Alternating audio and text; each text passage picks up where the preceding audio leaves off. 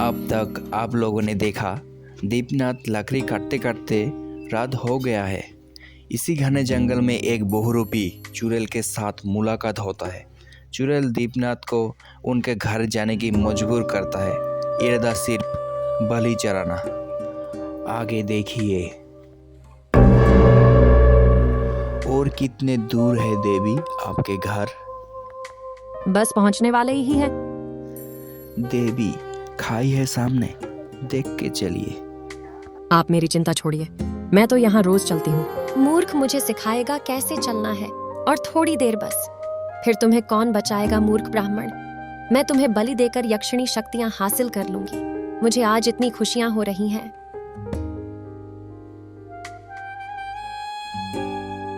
मैं आज कैसे सो सकती हूँ? बहुत रात हो गया, अभी भी नहीं लौटा घर। सुबह से कुछ खाया भी नहीं। न जाने कहाँ है, मुझे बहुत चिंता हो रहा है। कहीं राक्षस उनको बंदी बनाकर तो नहीं ले गया? नहीं नहीं, मुझे नकारात्मक सोचना नहीं चाहिए। जंगल में कहीं मार्ग भूल गए होंगे, इसीलिए घर लौट नहीं पाया होगा। लेकिन वह सुरक्षित तो है ना?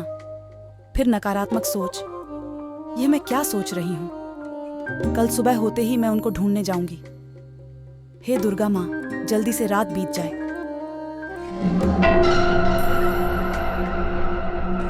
रात बीतने वाले हैं देवी, और कितने दूर जाना पड़ेगा? बस और कुछ ही देर बचा है, पहुंचने वाले ही हैं।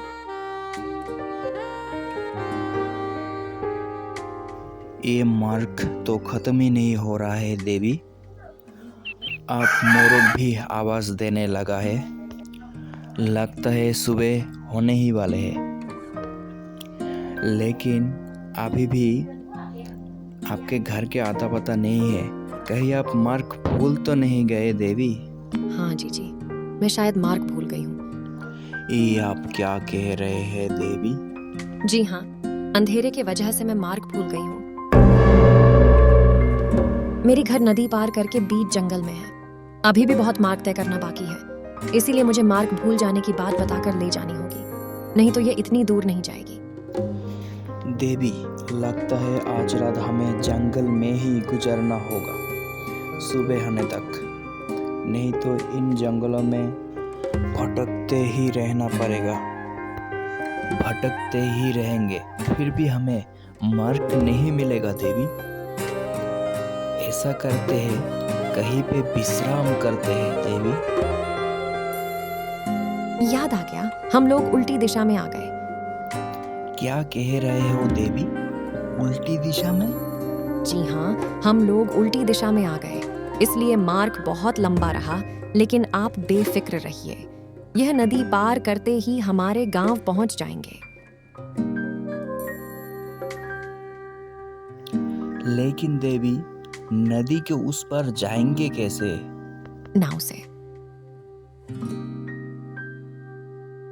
उस नाव से जाएंगे उस पार।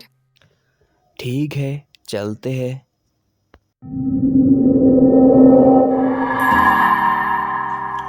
प्रहरी, कल तुमने कान्हालाल को दरबार में आने को कहा था ना? जी रानी माता, कल मैंने कान्हालाल को दरबार में आने को कहा था। लेकिन रानी माता, कान्हालाल का क्या कामकाल? उसने तो सारी कर दे दी है। तुम्हें इससे क्या मतलब है? तुम तुम्हारा काम करो। मुझसे ही जवाब मांगना मुझे पसंद नहीं है। जो आदेश दिया जाए उसे पालन किया जाए। याद रखना प्रहरी। जी रानी माता। सुबह हो गया। मुझे सकारात्मक सोचना चाहिए। मुझे नकारात्मक सोचना नहीं चाहिए। हुजूर, रानी माता को कहिए मैं आ गया हूँ। कान्हालाल, तुम यहाँ पे रुको, मैं रानी माता से अनुमति लेके आता हूँ। जी हुजूर, जैसे आपकी इच्छा।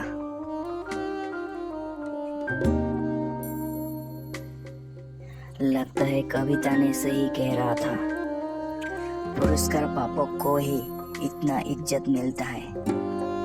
मुझे आज इतनी खुशी हो रहा है, मुझे कुछ पुरस्कार मिलेगा, ये मैं बयां नहीं कर सकता हूँ।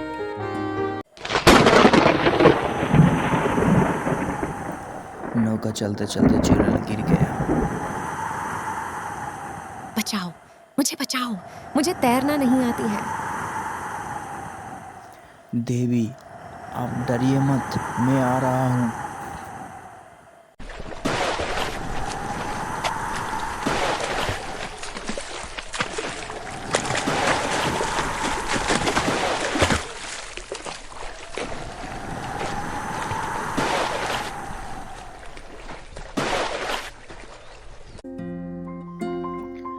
देवी, आप मुझे पकड़िए, डरिए मत, आपका कुछ नहीं होगा।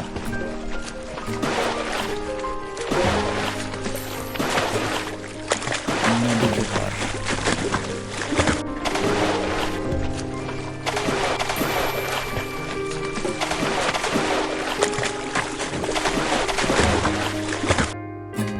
देवी, आप ठीक तो है ना?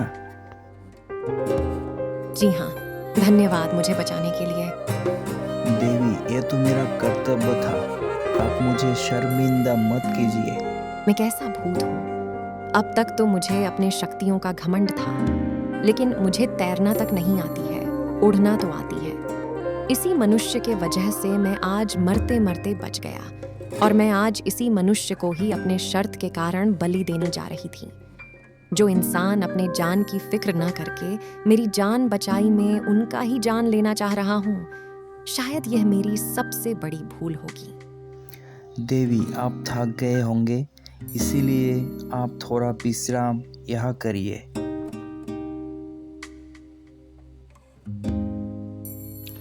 दीपनाथ ने राक्षसी को बचाया। क्या आप राक्षसी दीपनाथ को मारने वाले हैं?